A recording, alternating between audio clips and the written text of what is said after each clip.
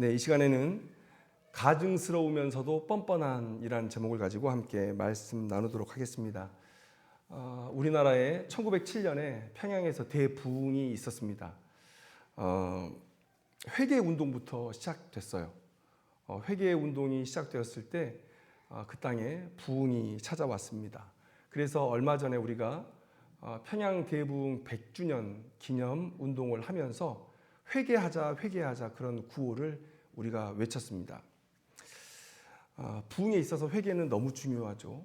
한국교회를 다시 새롭게 그런 꺾여버린 성장의 곡선, 부흥의 곡선을 다시 한번 상승 곡선으로 변화시키기 위해서는 큰 에너지가 필요할 것이고, 그 에너지는 이 부흥에서 일어날 것이다 라고 생각을 하고 있습니다. 그리고 우리의 삶의 영적 부흥도 바로 회개에서부터 시작되는 것이죠. 그런데 평양 대부흥을 100주년 기념하면서 정말 크게 그렇게 회개 운동, 회개 행사들을 개최했었는데 과연 그 회개의 흔적들이 지금 보이고 있느냐? 그 100주년의 그 회개의 운동의 그런 결과물들이 우리의 삶에 보이느냐라는 거예요. 저는 오늘의 이 본문의 말씀을 읽으면서 정말 가증스럽고도 뻔뻔한 이스라엘의 모습을 보면서 이게 저희의 나라와 오버랩되는 거예요. 물론 제 삶도 당연히 하나님 앞에 회개할 것이 많고 뭐 평생을 회개한다 해도 다 회개할 수 없는 그런 상태이지만, 그러나 우리가 국가적으로 또 교회적으로 한번 이 회개의 문제를 한번 나눠볼 때에 하나님께서 우리의 그런 회개의 모습들을 보면서 얼마나 가증스럽게 생각했을까, 얼마나 뻔뻔하다 생각했을까, 그런 마음을 품게 되었습니다.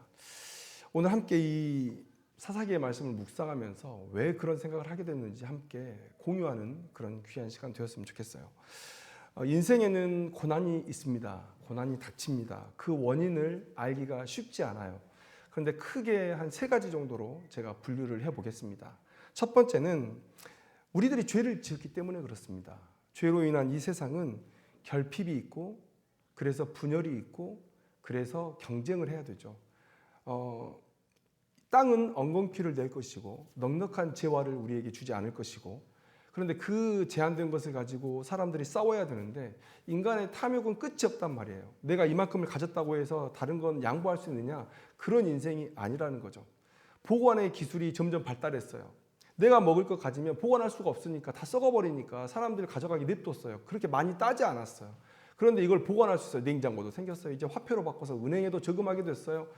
이제 영자를 막 붙이면 무한히 나의 재산을 저금할 수 있게 되었어요. 내가 죽을 때까지 날마다 1억씩을 써도 다 못 쓰고 죽을 돈을 벌었지만, 그러나 돈에 집착하고 있는 인간들의 모습을 봅니다. 왜 우리가 고난 가운데 있습니까? 우리의 죄 때문에 그래요. 결핍, 분열, 경쟁이 끝이 나지 않을 것이기 때문에 그렇습니다. 그런데 거기에 추가로 우리의 믿음의 싸움들이 있습니다. 이런 세상 속에서 우리가 하나님의 거룩을 붙들고 살려고 하다 보니까 우리에게 닥치는 고난들이 있어요. 괜히 당하는 고난 같은 거예요. 그런데 또 뭐가 있습니까? 죄에 대한 징계가 있습니다. 성경 우리에게 하나님께서 징계하신다라고 말씀하세요. 믿음대로 살지 못할 때 내가 너희의 아버지로서 너희들을 교훈하기 위해서, 돌이키게 하기 위해서 너희들을 징계하겠다라고 말씀하세요. 이런 정도의 고난을 우리가 얘기해 볼 수 있을 것 같습니다. 그래서 우리가 살다 보면 구조적으로 그런 고난이 있을 수밖에 없는 세상이기 때문에 우리가 아무리 묵상해도 고난의 이유를 잘 모를 때가 있습니다. 고난의 이유를 잘 모를 때 어떻습니까? 하나님께 물어야 되죠. 내가 영적으로 둔감한 건 아닌가 생각하면서 하나님께 묻습니다. 그래도 찾을 수가 없다. 그래도 찾을 수가 없으면 어떻게 합니까? 그 고난이 하나님을 더욱더 의지하게 할 수 있도록 우리가 사용해야 됩니다. 내 믿음을 더욱더 굳게 하는 도구로 그 고난을 사용해야 돼요. 그럴 때 하나님의 복이 우리의 인생 가운데 임하는 것입니다. 자, 그런데 우리의 믿음의 싸움의 고난이라면 어떻습니까? 그런 확신을 우리가 갖게 되었다면 하나님의 영광을 위해 싸워야죠. 하나님께 감사하는 마음으로 이겨내야죠. 영원한 안식이 있는 그 본향을 바라보면서 견뎌내야죠. 이게 믿음의 싸움이죠. 물러서지 말고, 돌아서지 말고, 쉬운 길 가지 말고 그 길을 돌파해야죠. 넘을 수 없는 산일지언정, 뚫을 수 없는 바위일지언정 그냥 하나님을 믿고 부딪혀 보는 거죠. 그게 우리의 믿음이죠. 그런 믿음으로 그 고난을 맞상대해야 되는 것입니다. 자, 그런데 만약 그 고난이 우리의 죄로 인한 것이라면 어떻습니까? 우리의 죄로 인한 것이라면 하나님은요, 우리가 죄를 지었을 때 우리를 향한 징계를 절대 안 멈추십니다. 아버지의 사랑이 그래요. 아버지의 사랑이. 그래서 우리가 죄로 인해서 하나님을 떠나려고 할 때, 하나님 외에 다른 것들을 더 소중히 여기려고 할 때, 너의 진정한 복은 내게 있는데 왜 다른 것들을 찾느냐? 왜 아무것도 아닌 것들을 의지하느냐? 그리고 진정 복된 길로 우리를 돌이키실 거예요. 하나님께로 우리를 돌이키실 거예요. 아니, 내 자녀를 사랑하는데 왜 그걸 포기할 수 있습니까? 포기 못하는 거죠. 계속해서 하나님은 우리에게 말씀하실 거예요. 그래서 여러분들, 우리가 죄 중에 빠졌을 때 그런 죄에 대해서 깊이 있는 깨달음을 얻고 이건 하나님께서 내게 주신 고난이다 라고 그런 음성이 들렸을 때, 그럴 때 우리가 회개로 나아갈 수가 있는 것이죠. 그래서 제가 이제 말씀드렸습니다. 고난에는 세 가지 원인이 있어요. 죄로 인한 고난, 믿음의 싸움으로 인한 고난, 우리가 하나님의 백성 되었음에도 불구하고 믿음으로 살지 못하는 자에 대한 하나님의 징계, 이런 세 가지가 있고, 그런 것들을 우리가 깊이 있게 묵상을 해야 돼요. 묵상을 해서 내 고난이 과연 어느 부류에 속해 있는지, 그러면 내가 할 일은 무엇인지, 이런 고민들을 해야 되는 것이죠. 우리가 1907년 대부흥의 회개의 운동을 일으킨 이후에 100년이 지난 시점에 우리가 회개하자고 했던 이유가 뭡니까? 아주 좋아요. 아주 좋은 마인드예요. 우리가 죄인이라는 그런 공감대가 있었기 때문이에요. 지금 우리가 뭔가 잘못 가고 있다는 공감대가 있었기 때문에 회개하자고 했던 거예요. 모이자고 했던 거예요. 울자고 했던 거예요. 옷을 찢고 죄를 뿌리면서 회개하자고 했던 거예요. 그런데 왜 그 모습이 하나님 보시기에 그토록 가증했을까? 왜 그토록 뻔뻔했을까? 여러분, 그걸 오늘 말씀 속에서 한번 들어보자고요. 하나님의 음성을 한번 들어보자고요. 오늘 본문을 보면요, 사사기의 이야기의 진행과는 조금 다른 장면이 등장을 합니다. 여러분, 사실 사사기 이야기는 우리가 길게 설명할 게 별로 없어요. 왜 그렇습니까? 똑같은 형식의 반복이에요. 이스라엘이 하나님께서 복을 주셨을 때, 평안하게 하셨을 때 우상 숭배하고 죄를 지었어요. 악을 행했어요. 그래서 하나님께서 다른 이방 민족을 사용하셔서 그들을 징계하셨어요. 그들이 아파서 하나님께 부르짖습니다. 구원해 주세요, 구원해 주세요. 그러니까 하나님께서 그들을 구원해 주셔요. 그러면 그들이 또 죄를 짓죠. 이런 사이클의 반복이에요. 그런데 여러분, 오늘 다른 이전의 장면들에서 등장하지 않은 한 장면이 등장하는데, 그게 뭐냐면, 여러분 한번 보세요. 우리는 앞에서 메소포타미아 왕 구산 리사다임의 손에서 이스라엘을 구원한 온니엘의 이야기를 들었습니다. 그리고 모압 왕 에글론의 손에서 고통받고 있는 그런 이스라엘을 구원한 에웃의 이야기를 우리가 들었어요. 그리고 블레셋 사람들의 손에서 구원한 삼갈의 이야기를 우리가 들었고, 그리고 가나안 왕 야빈, 군대 장관 시스라에 의해서 고통받고 있었던 이스라엘을 구원한 드보라와 야엘의 이야기를 우리가 들었습니다. 사사기의 역사가 쭉 진행되고 있어요. 그런데 그때마다 하나님은 이스라엘을 어떻게 구원하셨느냐 보면, 자, 구산 리사다임의 손에서 이스라엘 구원하셨을 때 뭐라고 기록되어 있냐면, 사사기에서 3장 8절 9절 말씀에 그들이 구산 리사다임을 8년 동안 섬겼더니 이스라엘 자손 여호와께 부르짖음에 여호와께서 그들을 구원하셨다는 거예요. 부르짖었더니 구원하셨다. 또 그 다음에, 자, 에웃의 얘기를 한번 들어볼까요? 모압 왕 에글론을 18패를 섬겼는데 이스라엘 자손 여호와께 부르짖음에 그들을 위하여 한 구원자를 세우셨다. 구원하셨다는 얘기예요. 가나안 왕 야빈의 이야기는 어떻습니까? 그들이 20년 동안 가나안에 의해서 학대를 받았는데 여호와께 부르짖었더라. 그래서 랍비도의 아내 여선지자 드보라를 세워서 이스라엘을 구원하셨어요. 중간에 어떤 이야기가 없습니다. 죄를 짓고 하나님 앞에 부르짖었을 때 하나님은 바로 구원하셨어요. 그런데 제가 예전에 사사기를 여러분들과 성경 공부하면서 이런 얘기를 했을 거예요. 나선형 하강 구조라고. 똑같은 일이 계속 반복되고 있는데 어떻게 반복됩니까? 점점 하강하면서, 영적인 수준이 점점 하강하면서 그렇게 무너지고 있는 이스라엘의 영적 분위기를 사사기가 그리고 있다라고 여러분들에게 말씀드렸는데요. 자, 오늘 본문에 그 증거가 먼저 등장합니다. 그게 뭐냐면, 자, 오늘 미디안의 손에 고통받고 있던 이스라엘의 장면이 지금 묘사되고 있어요. 그런데 7절에서 이스라엘 백성들이 부르짖었습니다. 그러면 앞에서 4번에 걸쳐서 하나님의 구원의 그런 모습들을 살펴볼 때에 하나님은 이제 어떻게 하셔야 되죠? 한 구원자를 세우셨더라 이렇게 나와야 되죠. 그런데 그렇게 나오지 않고 중간에 무슨 이야기가 나오냐면 갑자기 한 선지자가 등장을 해요. 그런데 그 선지자가 나와서 무슨 대단한 말을 한 것도 아니에요. 뭐라 얘기합니까? 내가 너희를 애굽에서 구원해주고 이 땅을 너희에게 주고 너희는 내 백성이 되라고 명령했는데 너희들이 그렇게 하지 않았다. 이 말을 했다는 거예요. 너무 평범하고 너무 흔하게 선포되었던 하나님의 말씀이에요. 굳이 이 말씀을 하려고 이전의 기록들의 그런 통일성을 깨고 갑자기 이 이야기를 기록했는가? 여기서 우리가 고민을 해야 되죠. 왜 앞에서 나오지 않았던 이야기가 여기서 갑자기 등장을 하게 될까? 왜 그렇겠습니까?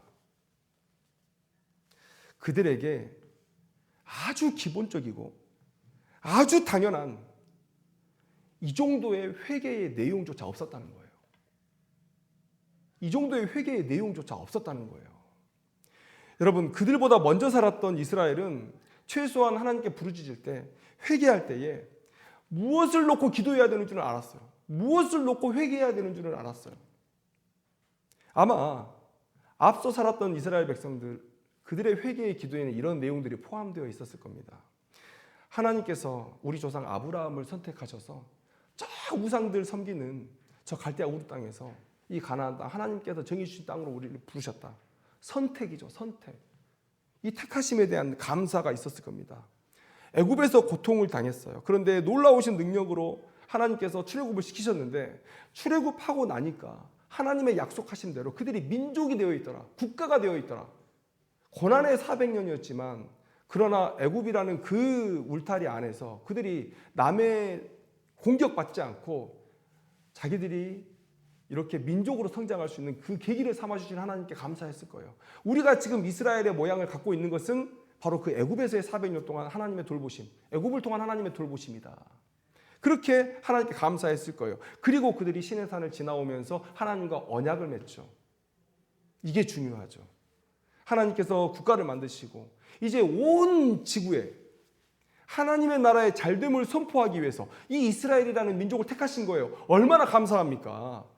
그리고 언약을 맺었어요.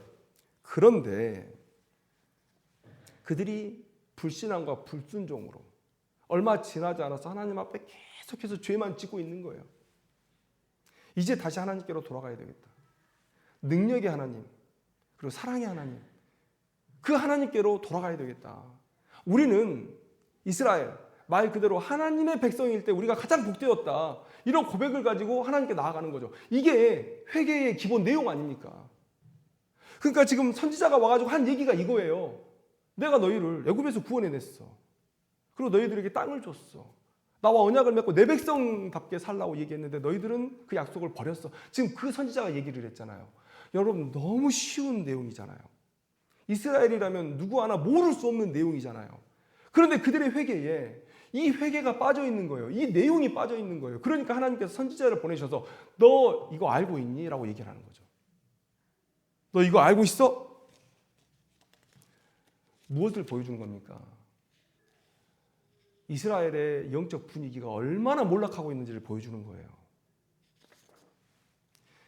선지자의 메시지가 아주 평범하고 아주 단순하고 아주 흔한 메시지이기 때문에 그게 더 우리를 슬프게 해요. 이런 고백도 못했단 말이야? 회개하면서 이런 고백이 없었단 말이야? 이 정도의 믿음의 지식도 없고 이 정도의 진심도 없이 하나님 앞에 회개했단 말이야? 그런데 또 슬픈 점은 뭡니까? 이게 더 슬퍼요, 사실은. 그들이 고난당한 시간이 얼마였죠? 기간이 얼마였죠? 7년이었어요, 7년. 앞에 고난당한 시간들을 볼까요? 메소포타미아에게는 제일 적은 8년의 시간, 모압에게는 18년, 가나안에게는 20년이었어요.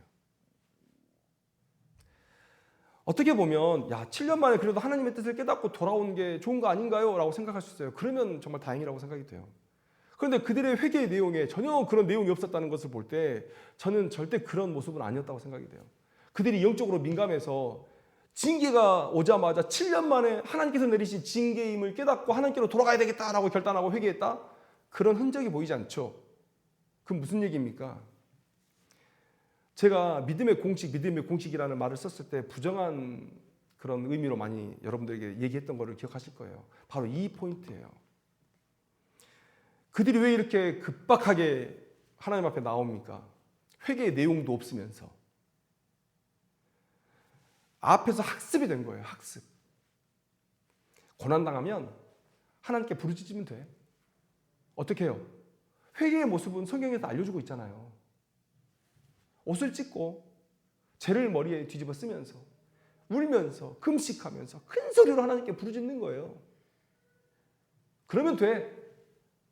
봐봐. 우리 선조들 봐봐. 다 4번, 5번의 역사를 통해서 하나님께서 다 그렇게 용서했잖아.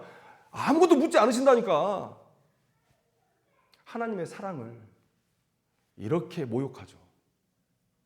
하나님께서 사랑해서 더 때리면 죽을까 봐. 더 때리면 상처받을까 봐. 더 때리면 삐뚤어질까 봐. 징계하는 쪽이 더 마음이 노심초사해서 어떻게 하면 얘를 용서할까? 그 용서할 거리를 찾다가 뭐 하나만 발견되면 용서해주는. 여러분 그게 부모 마음 아닙니까? 잘못을 했어요. 매를 들었어요. 근데 매를 한 대 때리고 저는 매를 들기 전부터 그 고민을 하죠. 어떻게 하면 이 매를 안 때릴 수 있을까? 그러면 찾게 돼요. 얘가 어떻게든지 조금이라도 반성의 기미가 보이면 그러면 타협해야지. 3대 때리고 한 대만 때려야지. 한 대 때리고 때리지 말아야지. 말로 끝내야지. 여러분 이게 부모 마음이죠. 아이 삐뚤어질까 봐, 상처받을까 봐, 다칠까 봐. 하나님께서 그리하셨다는 거예요. 하나님께서 그리하셨다는 거예요. 그런데 그걸 이용해요. 야, 역사를 봐봐. 묻지도 따지지도 않고 우리가 이런 모습만 보이면 하나님은 바로 용서하시고 우리를 복주시게 돼 있다니까. 저는 이 7년조차도 견디지 못한 이 이스라엘 백성들의 모습이 이미 그들 안에 이런 가식적인 회개가 축복받는 공식, 용서받는 공식이 되어버리지 않았는가. 믿음의 공식이 되어버리진 않았는가. 이 믿음의 공식이라는 게 참 무섭습니다. 서울대를 누가 보낸 부모가 있으면 아니면 사업에 성공한 부모가 있으면 그 사람하고 똑같이 해요.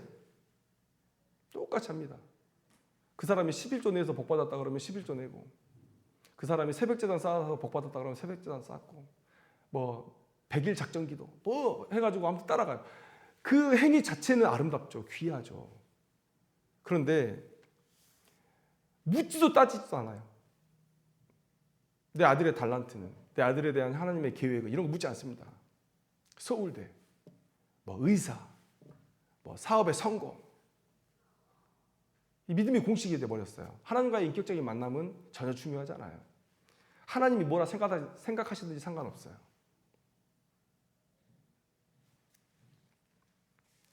그런 용서의 공식을 만들어 놓고 어려운데 힘든데 그리고 부르짖고 있는 거예요.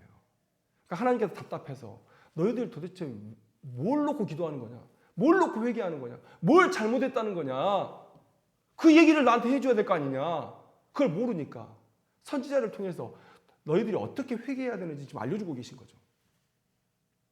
그러니까 영적으로 이스라엘이 얼마나 몰락해 가고 있는지 하나님께서 사랑해서 그렇게 용서의 거리를 찾아서 용서해 주셨던 그 시간들인데 왜 그러셨습니까? 앞으로는 그러지 말라고. 이 정도 때렸으면 말 듣겠지. 이 정도 얘기했으면 말 듣겠지. 근데 그걸 악용해서 더 편하게 죄악으로 달려가는 거예요. 시편은 우리에게 새 노래로 여호와를 찬양하라 이렇게 말을 하죠. 새 노래 그러면 새로 작사하고 새로 작곡한 노래냐 이렇게 말한다면 이렇게 이해한다면 새 노래로 하나님을 그렇게 찬양하라고 했던 다윗부터 이 말에 저촉이 되죠. 시편 읽어보세요. 어려움 가운데 있는 다윗. 그러나 내 상황이 변하지 않았음에도 불구하고 여전히 하나님을 붙들고 찬양하겠다는 그런 다윗. 그 내용이 그냥 계속 반복이 돼요. 그럼 다윗부터 그러지 말아야죠. 다윗부터 새로운 가사를 쓰고 새로운 곡조를 붙여서 항상 새롭게 찬양해야죠. 그런데 내용은 비슷해요. 근데 도대체 뭐가 새 노래길래 다윗은 자기도 그렇게 못하면서 새 노래로 여호와를 찬양하라고 했는가? 여러분, 노래는 같은 가사, 같은 곡조를 가지고 있어도 누구랑 들었는지, 어디서 들었는지, 어떤 상황에서 들었는지, 어떤 감정에서 들었는지 그게 다 달라요. 제가 고등학교 졸업하고 서울로 대학을 왔는데 형은 바빴어요. 형이 그렇게 야속했어요, 그때는. 왜냐하면 형은 서울에 먼저 와서 친구들 사귀었다고. 저는 혼자 집에 놔두고 자기 혼자 열심히 바쁘게 돌아다니는 것 같아서 서운했었어요. 근데 제가 옷을 막 비싼 옷 입고 막 그렇게 다니지도 않았고 또 넉넉하게 용돈 받아서 다니지도 않았기 때문에 그냥 학교 가서 친구들하고 밥 한 번을 함께 먹었던 적이 없어요. 그냥 바로 끝나면 지하철 타고 집으로 오고 그랬거든요. 시장 지나가면서 그 바나나 말린 거 좀 사서 가서 간식 먹고 그랬었습니다. 그런데 외로웠어요. 외로워가지고 사람 목소리가 듣고 싶어서 라디오를 켜고 살았거든요. 그런데 그때 솔리드라는 가수의 이 밤의 끝을 잡고라는 노래가 나왔어요. 그 노래를 왜 제가 지금 기억하고 있겠습니까? 그 위로가 되줬던, 그냥 사람의 노래가 들린다, 그냥 그게 위로가 됐었어요. 지금 듣는데도 그런 감동이 없었어요. 수십 번 수백 번을 듣는데. 여러분, 다윗이 하나님을 향해서 새 노래로 찬양하라고 얘기한 건 뭡니까? 제가 그 노래를 그 상황에서 듣고 지금까지도 내 가슴에 박혀 있는 것처럼 하나님과의 만남을 그렇게 감격적으로 매 순간 가져보라는 우리를 향한 도전이죠. 어제도 불렀던 찬양이지만 하나님은 나의 보호자십니다. 그 찬양이 어제도 불렀고 오늘도 불렀지만 어제의 그 내용과 오늘의 상황, 오늘의 만남, 이런 것들이 또 다르게 느껴지는 거예요. 그래서 또 새롭게 그 찬양이 하나님 앞에 고백이 되는, 지금 이거 얘기하는 거 아니에요? 이것과 정확히 반대되는 행위가 뭡니까? 믿음을 공식화하는 거예요. 하나님과의 만남은 상관없어요. 그냥 내 고난에만 집중하는 거예요. 이렇게 하면 누가 복받았다더라. 이렇게 하면 누가 고난에서 벗어났다더라. 그러니까 하나님과의 관계에는 상관없이 그 행위만 따라하는 거예요. 그 요식 행위만 따라하는 거예요. 이스라엘이 지금 그렇게 하고 있다는 거죠. 여러분, 회개라고 해서 그냥 무작정 엎드려서 하나님 앞에 부르짖는 거니까 무슨 새로운 감동이 있겠냐라고 생각하실지 모르겠어요. 여러분, 회개할 때 은혜가 있는 겁니다. 내 자식이 뭔가 잘못해서 아버지 잘못했어요 라고 돌아올 때 끌어안고 부둥켜 안고 우는 그런 감격이 있는 거예요. 회개의 자리에, 용서의 자리에 하나님의 사랑이 넘치고 우리의 겸손이 그 자리에 있고 믿음에 대한 진보의 결단들이 그 자리에 있고, 여러분, 그만큼 감동적인 자리가 어디 있습니까? 그럼 회개의 자리에서 하나님을 만나야죠. 새 노래로 하나님을 찬양해야죠. 여기서 공식이 왜 나옵니까? 죄에 대한 깊이 있는 깨달음을 가지고 하나님 앞에 나아가서 하나님 잘못했습니다 할 때 하나님께서 깨달음 주시고 하나님께서 은혜 부어주셔서 그렇게 눈물이 터지고 자기의 죄의 비참함을 깨닫고 자기의 신세의 비참함을 깨닫고 죄를 뿌리는 거고, 그리고 나서 일어날 때는 환희로 일어나는 거죠. 용서의 확신을 가지고 일어나는 거죠. 그렇게 사랑의 시간이 어디 있어요? 그렇게 깊은 친교의 시간이 어디 있어요? 회개의 시간이라고 해서 맨날 울어야 됩니까? 아니요. 참된 회개는 일어섬에 있는 거예요. 일어섬이 친 거죠. 하나님께서 나를 이렇게 세워주셨다. 그래서 우리는 이 회개의 시간에 더 새 노래로 하나님을 찬양할 수 있어야 돼요. 근데 이스라엘에게 그런 모습이 있었냐고요. 고통 중에 부르짖으면서도 그들은 그 고통의 원인에는 전혀 관심이 없었어요. 자신들이 당하고 있는 그 고난 자체에 초점을 맞추고 무슨 짓을 해서라도 이 고난에서 나는 벗어나기만 하면 된다는 거예요. 하나님 앞에서 가증스러운 범죄를 행하고 지금 하나님 앞에 섰습니다. 그런데 그 회개조차도 뻔뻔한 거예요. 가증스러운데 뻔뻔해요. 가증스러우면서도 뻔뻔해요. 이게 이스라엘이라는 거죠. 하나님을 책하시겠습니까? 하나님께서 그렇게 오냐 받아주셨으니까 이스라엘이 이랬던 거 아닙니까? 아니 구산 리사다임의 손에서부터 더 강하게 치시고 더 강하게 때리셨어야죠. 이런 모습 보이지 못하게 하셔야죠. 여러분, 자식들이 그러죠. 엄마 아빠가 나 이렇게 키웠잖아요. 물론 육신의 부모들은 완전하지 않아서 자식 교육 잘못할 수 있습니다. 그러나 하나님께 그 말을 하면 안 돼요. 하나님 아마 우리에게 이렇게 얘기하실 거예요. 내가 너의 죄값대로 너를 만났더라면 너는 죽었어야 돼. 하나님께서 어떻게든지 살리고자, 용서하시고자, 세우시고자 했던 그 노력을 자신의 죄에 대한 원인으로 돌리고, 하나님이 잘못 찾았잖아요. 하나님이 저를 이렇게 만드셨잖아요. 그러면 죽이란 얘기밖에 안 되는 거예요. 두 번 기회를 주지 말고 그때 죽이셨어야죠. 이 얘기하는 거 아니잖아요. 여러분, 우리의 회개의 모습이 이 사사기시대의 이스라엘의 회개와 다를까요? 1907년의 대부흥 때 우리의 회개가 있었어요. 하나님께서 그 회개를 기뻐하셨기 때문에 그냥 죄의 고백으로 점철됐던 그 집회가 하나님의 사랑으로 가득 덮이는 그런 시간들이 되었어요. 근데 왜 지금 그렇지 않습니까? 100년을 기념해서 우리가 모였는데 뭐가 다른 거죠? 죄의 그 거대한 물줄기가 꺾였습니까? 정치꾼들이 자기 위세 자랑하는 장 아니었어요? 자기 힘, 자기 권위 자랑하는 자리 아니었습니까? 성도들에게 내가 이만큼 교계에서 인정받는 사람이라는 거 그거 드러내려고 하는 거 아니었어요? 그들이 앞장서서 회개했습니까? 그들이 자기가 가진 권위 내려놨습니까? 한국교회를 위해서 뭘 했습니까? 이런 가식적인 회개의 증거는요, 죄의 반복이에요. 죄의 반복. 한 번 회개했다고 해서 그 죄에서 단번에 벗어날 수는 없죠. 그런데 만약에 그 회개가 바른 회개였다면, 하나님께서 받으시는 그런 바른 회개였다면 그 회개의 횟수가 더해갈수록 어떤 변화가 우리의 삶에 나타나겠습니까? 회개를 하고 그러나 죄를 이기지 못해서 또 회개를 하고 그러면요, 내가 이겨내지 못하는 그 죄에 대한 혐오는 갈수록 커져가야 돼요. 내가 왜 이걸 극복하지 못하지? 그리고 그 죄를 내가 혼자 이겨낼 수는 없구나 라는 그런 마음으로 성령 하나님을 의지하고 내 믿음의 동역자들을 더 많이 의지하려고 할 거예요.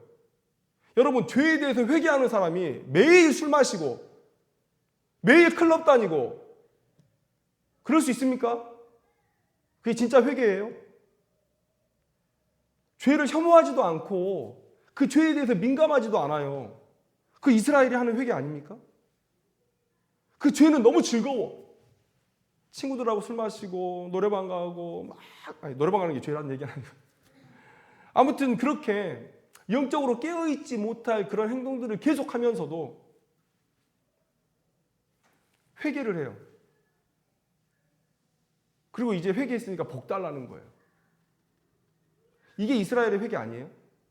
아니, 하나님의 마음으로 회개를 했는데 하나님께서 가증하게 여기시는 죄를 보면서 하나님 앞에 엎드려서 머리에 죄를 뿌리는 심정으로, 금식하는 심정으로, 소리 지르는 심정으로 죄에 대해서 한탄하고 하나님께 용서를 구하고 있는데, 그리고 돌아서서 다시 그 죄악으로 다시 달려간다고요? 그래요, 달려갈 수 있습니다.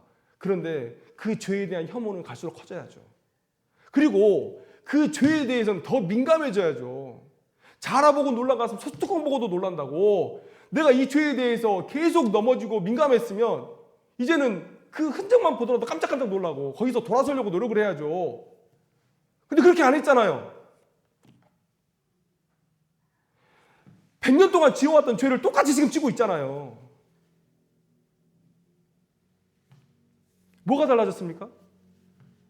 돈 사랑하고, 여자 사랑하고, 권력 사랑하고, 정치권에 붙어가지고 성도들의 인기를 돈으로 바꿔먹으려고 하고. 목사가 유튜버입니까? 자극적인 말 자꾸 던져가지고 성도들 혼란스럽게 하고 자기 인기 높이고 사꾼 아니에요, 사꾼? 그러니까 뭐가 달라졌냐고요, 뭐가? 1907년에 대부흥을 잘 분석해가지고 회개였다. 아, 좋습니다. 회개하자, 너무 좋아요. 모이자, 좋습니다. 이 말세 때 더 많이 모여야죠. 근데 모여서 뭐 했냐고요. 이스라엘 백성들의 회개는 어땠을 것 같습니까? 이들은 뭐 하나님 앞에 점자 떨고 회개했을 것 같아요? 아니요. 제가 생각할 때는 더 난리를 쳤으면 난리를 쳤을 거예요. 왜냐하면 목적 있는 회개였으니까. 목적 있는 회개였으니까. 막 미리 죄를 모아놨을 거예요. 막 내가 넉넉히 뿌릴 만큼 죄를 모아놓고 이제 하면서 울 준비하고 아마 광란의 파티를 열었을 거예요. 이건 회개의 파티야. 뭐가 달라졌습니까? 그렇게 난리를 쳐놓고 뭐가 달라졌죠? 교단에서 정치 싸움이 없어졌습니까? 오고 가는 뇌물이 없어졌습니까? 죄를 지어서 하나님 앞에 가증스러운데 회개조차도 뻔뻔해요. 그래서 이스라엘이 어떻게 됐습니까? 마지막이 그래도 살려보겠다고 하나님께서 그들을 부르시고 또 용서하시고 품으셨죠. 달라질 게 있습니까? 이런 악한 회개에. 그런데 그러면 하나님 그들을 버렸어야죠. 그러면 다 죽는다니까요.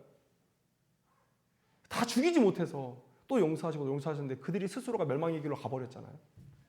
사사기서 마지막에 그들이 얼마나 영적으로 타락했는지 우리가 보고 있잖아요. 이 말씀 읽으면서 아, 우리가 딱 이 모습이구나, 그런 생각을 했어요. 진정한 회개는 죄에 대해서 민감하게 할 텐데 우리는 그거에 대해서 너무 둔감하구나. 죄의 반복은 너무나 여실히 드러나고 있고 오히려 그 뒤를 따르는 후배들은 오히려 저렇게 죄를 짓고 싶어서 저 짓을 하는구나, 이런 생각도 들어요. 여러분, 우리의 회개가 이런 회개가 아니었으면 좋겠어요. 회개의 규모가 어떻든지, 회개가 뭐 소박하든지 그건 상관하지 않아요. 그러나 하나님 앞에 바른 회개는 뭡니까?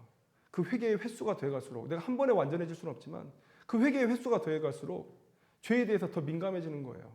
죄를 더 혐오하게 되는 거예요. 그래서 그 죄를 이겨내기 위해서 성령 하나님을 더 의지하는 거예요. 믿음의 동역자들을 더 의지하는 거예요. 그러한 회개로 우리가 나아가야 돼요.